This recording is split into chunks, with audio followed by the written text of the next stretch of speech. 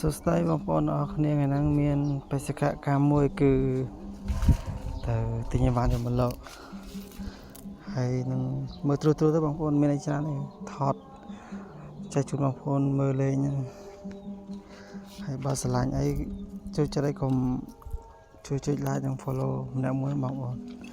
ឥឡូវយើងជិះដំណើរទៅហើយរឿងឆ្ងាយដែរពីផ្ទះទៅកន្លែងដេប៉ូស្រាយើង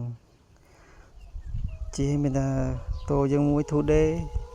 ជាគ្នាទុកត្រុកទៅហើយបងប្អូន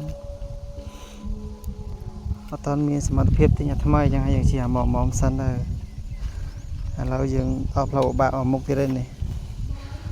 អត់ពីផ្លូវកស៊ូចូលផ្លូវពិបាកម្ដងហើយក៏អរគុណបងប្អូនដែលតែងតែ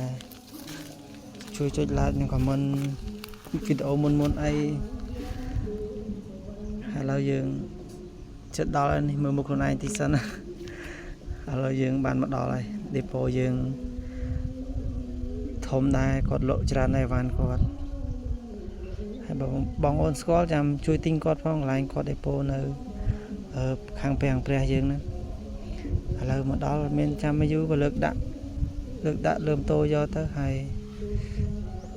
វីដេអូគាត់មានច្រើនបងប្អូនមានប៉ុណ្្នឹងហើយអរគុណបងប្អូនអរគ្នាដែរតែតាមដានអរគុណបងប្អូនបាយ